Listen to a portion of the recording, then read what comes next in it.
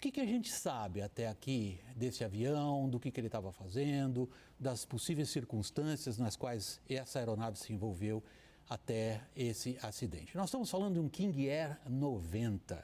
É considerado um avião de extraordinário êxito na aviação executiva e aviação geral. Ele tem um peso máximo de decolagem em torno de 5 toneladas. Para vocês terem uma ideia, um avião comercial de grande uso no Brasil, um Boeing 737, um Airbus, chega a 70 toneladas, para vocês terem uma ideia das diversas relações entre tamanhos de aeronaves. O King Air 90 está aí há mais de meio século. É um avião, portanto, muito bem apreciado, é um avião considerado de fácil e dócil pilotagem, ele tem grande aceitação no Brasil, porque ele é capaz de pousar, de operar em pistas curtas, em pistas mal preparadas, é considerado bem motorizado e ao longo de todos esses anos veio sofrendo muitas e muitas atualizações. Portanto, é uma boa aeronave, nada a dizer em relação a isso. O que ele estava fazendo? Decolou de Goiânia e ele ia para Caratinga. Pra vocês terem uma ideia dessa distância, ela é em linha reta, em linha de voo, é sempre um pouco mais, mas vocês terem uma ideia, são 826 quilômetros.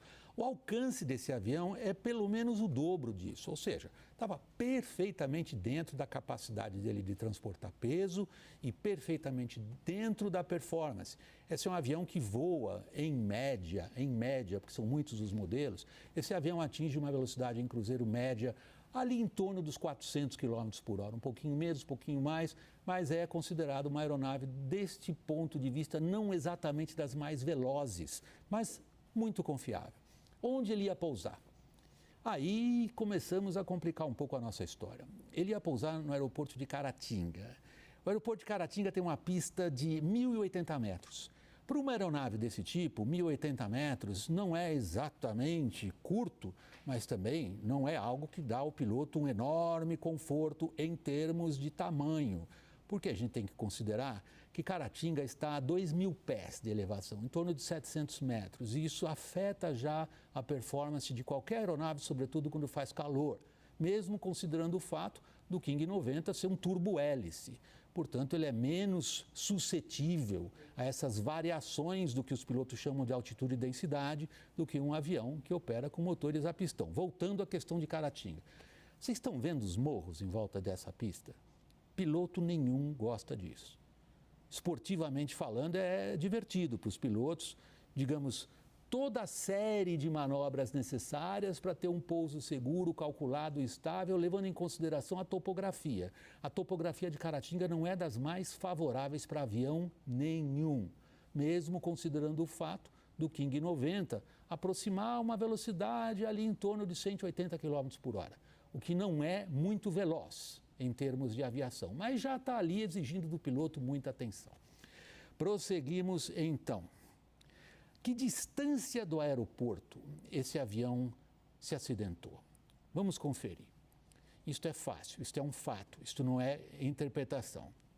São pouco mais de 4 quilômetros, 4.000 e poucos metros. Isso aí a gente mede em qualquer desses aplicativos da internet, sabe-se exatamente o local do acidente, sabe-se exatamente o local do aeroporto. Portanto, esta medida é razoavelmente exata. Local do acidente, 4 quilômetros da pista. Isto significa uma aproximação de mais ou menos, um pouco menos, os pilotos falam sempre em milhas náuticas, de mais ou menos, um pouco abaixo de 3 milhas náuticas. Qual é o problema ali?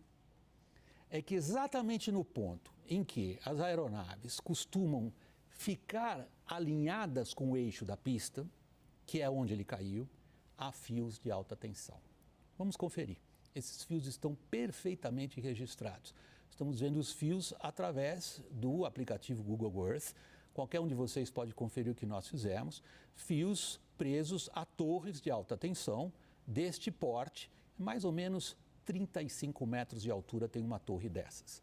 Então podemos considerar que os fios estavam, no mínimo, a 35 metros acima do solo e vamos considerar que as torres, por sua vez, estavam em cima de morros que também têm uma elevação.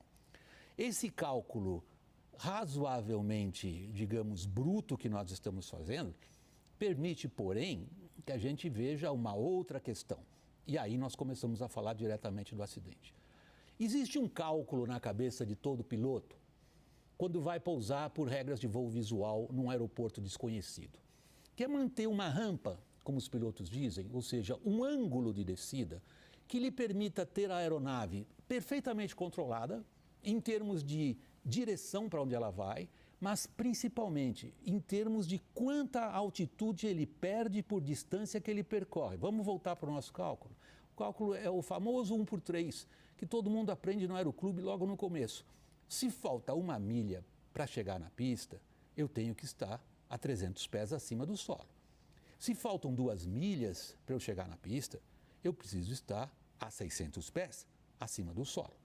O King 90, no qual se acidentou a cantora, ele bateu a 2,6 milhas do aeroporto, ou seja, ali onde ele se chocou com o fio de alta tensão, ele teria que estar a 780 pés, continha simples, certo? Pois os fios de alta tensão ali estão a mais ou menos 300 pés. Em outras palavras, este avião voava naquilo que os pilotos chamam consideravelmente abaixo da rampa. Nós queremos trazer um vídeo para vocês que circula nas redes sociais, tirado da cabine de um outro avião de pequeno porte, um bimotor também, nada a ver com esse King, para vocês terem uma ideia da sensação do piloto